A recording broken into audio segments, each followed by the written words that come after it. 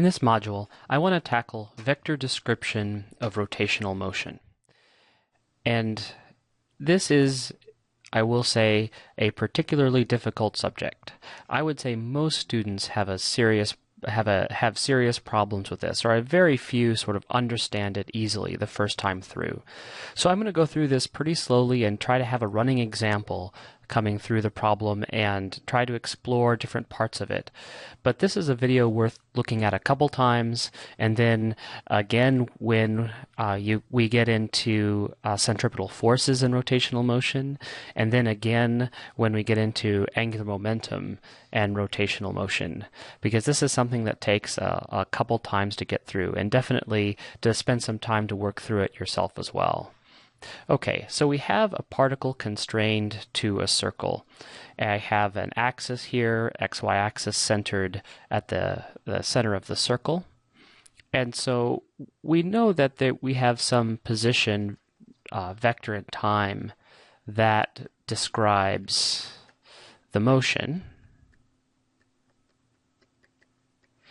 But before, we found that it was nice to be able to use as a position variable the angle theta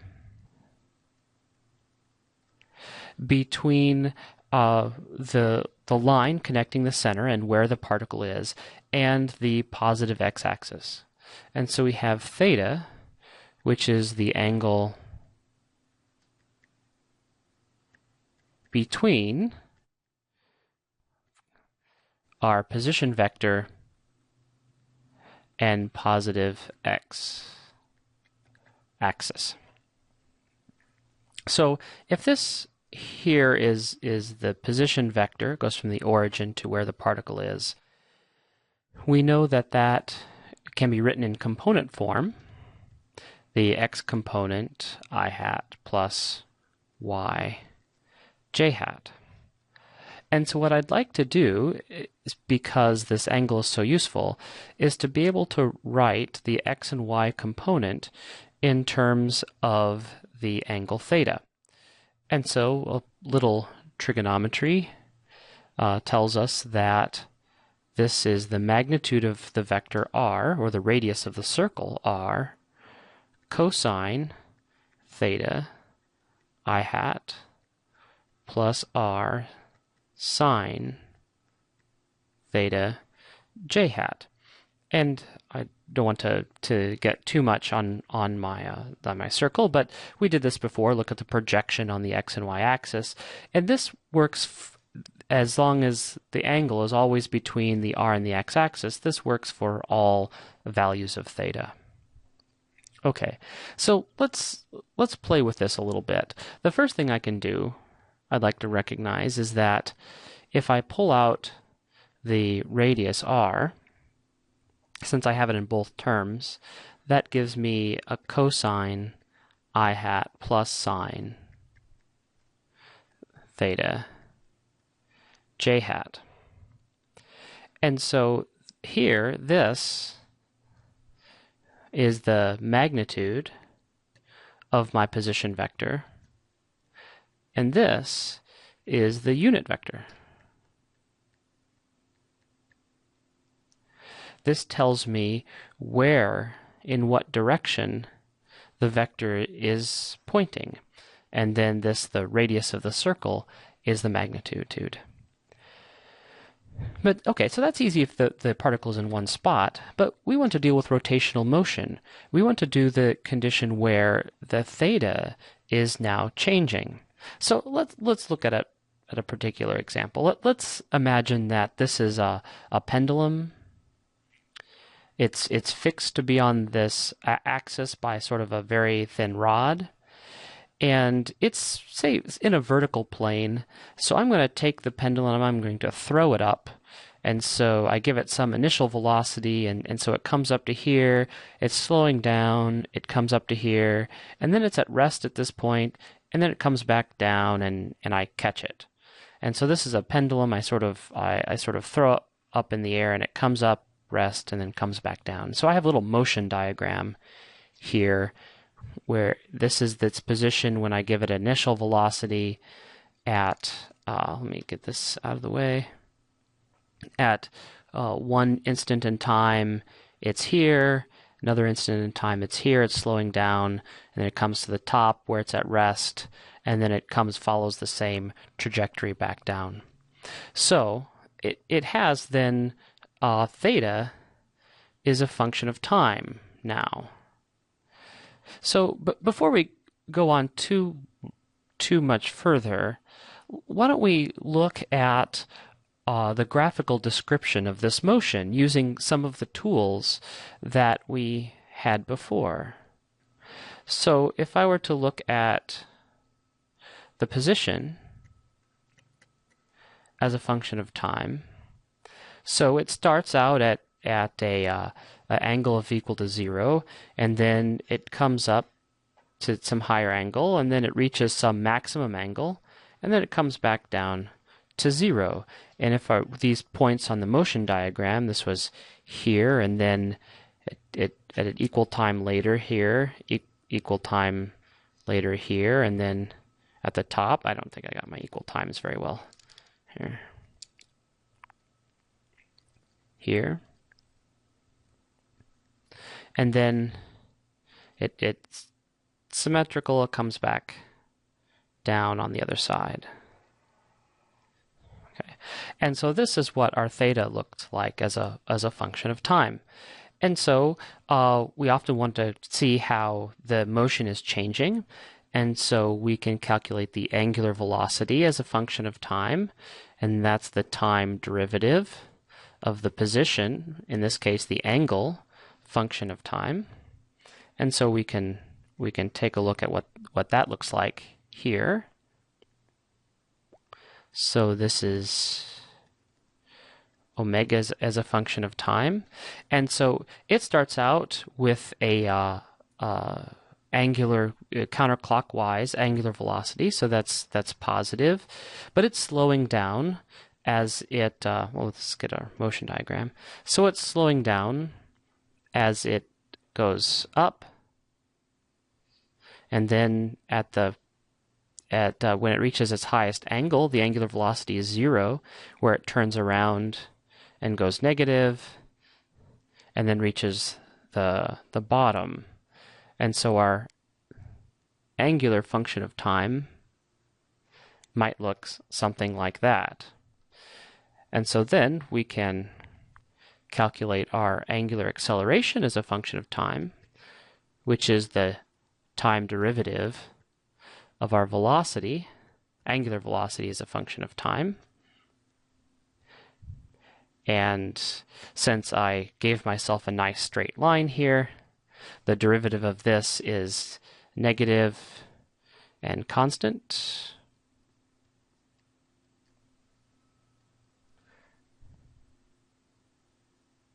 And so our angular acceleration might have some negative constant value. And so these graphs look a whole lot like the graphs of throwing a ball up in rectilinear motion. And in fact, the mathematics is the same, but only here it's representing angular motion instead of just one-dimensional linear motion. Okay, so that's I want to do that so we have a really good picture of what's going on with the rotational motion. Now I want to get back to this expression, because here I just had it, these looked like these were constants, but now I want to make explicit that these are really functions of time. So I have some vector r, this is my position vector, my trajectory, is equal to the radius, which is a constant, times cosine of theta, where theta is a function of time now, times I hat. So it's important that we know this cosine is the cosine of this whole function, this theta function of time. But this gets to be a lot of parentheses, so I'm often going to leave that parentheses out. But when you see cosine theta of t, you have to recognize that that's the cosine of this entire function. Plus sine theta is a function of time, j hat. Okay. And so that's fine. Before I go on, I want to recognize something interesting here, which is, so this is the magnitude here, and again, this is the unit vector. And so in this case, the magnitude of my vector is a constant, and my unit vector is a function of time. And I think the first time that people run into this is certainly true of me. That kind of threw me for a loop a little bit to think of a unit vector function of time, especially now my magnitude is constant. But in reality, that's just simply a very compact way to describe what is going up here, which is really pretty simple motion. If I have a pendulum that's swinging around in a circle, the magnitude of the position isn't changing. It's fixed on the radius of the circle. What is changing is where that radius vector is pointing, which is information contained in the unit vector. And so what we're seeing is the unit vector is a function of time, while the magnitude is not. Also, the unit vector is pointing what we call radially.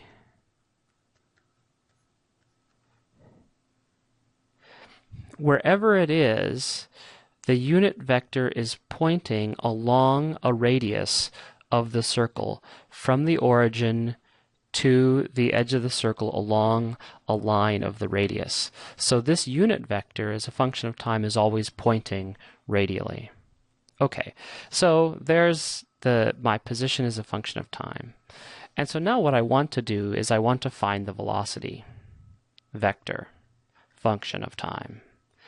And we do this, we know, by doing the process of differentiation on the radius function of time. And so, of course, now we have to take derivatives of these functions of time, so we have to use the chain rule. The constant r is unchanged. And so the derivative of cosine of the function theta of t is first then negative sine of theta of t, so I'm using the chain rule. So I have this object multiplied by the derivative of the internal function, so the derivative of theta of t.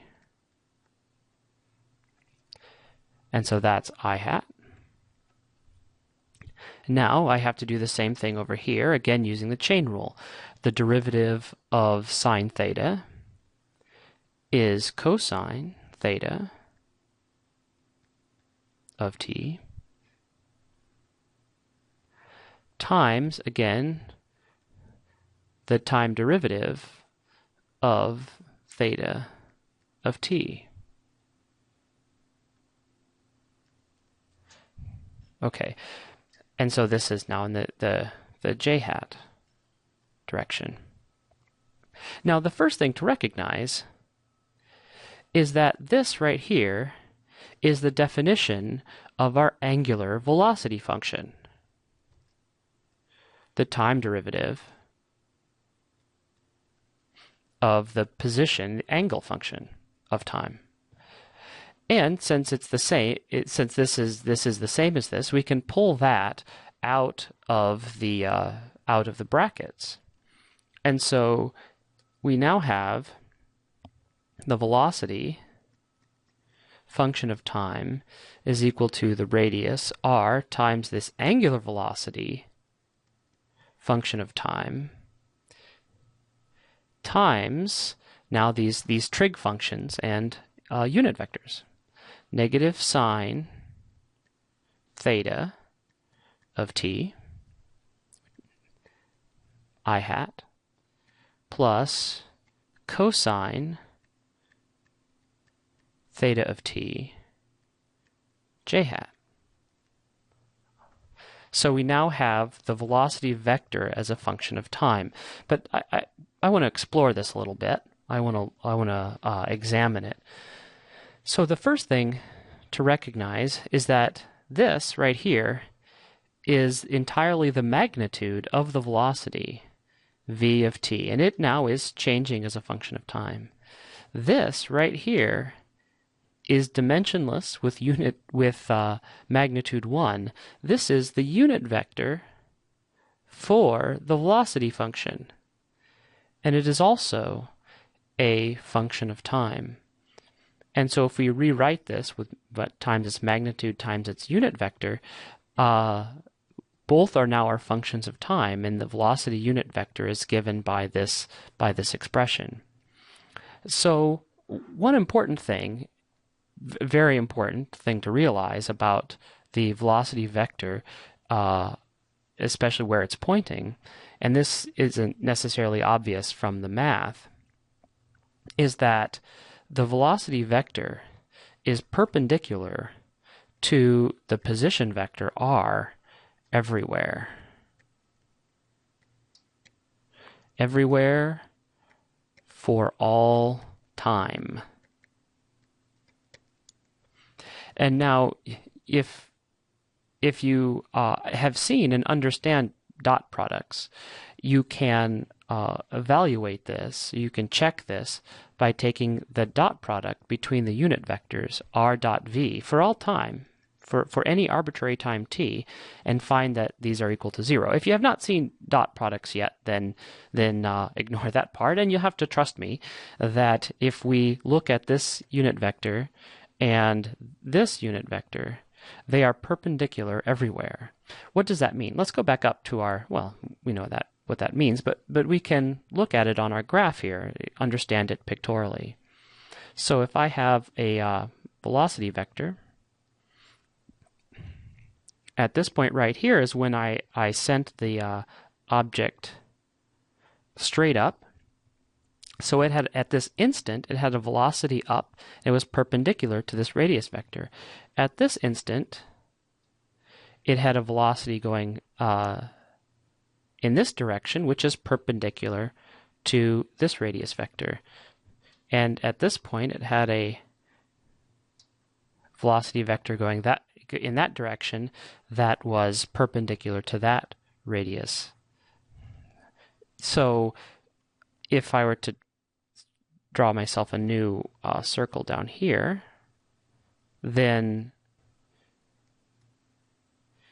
if I have a radius vector here, then my velocity vector perpendicular to my radius vector and tangent to the circle.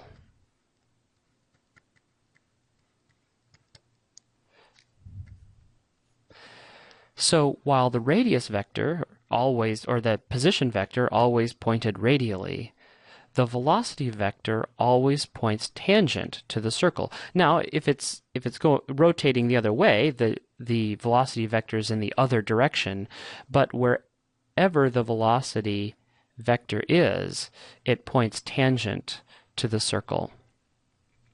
Okay, so because of this magnitude of the velocity vector, or the speed, is often given a subscript t as a function of time, which is equal to r times the angular velocity as a function of time, and called the tangential velocity or speed. Tangential velocity, speed, either one.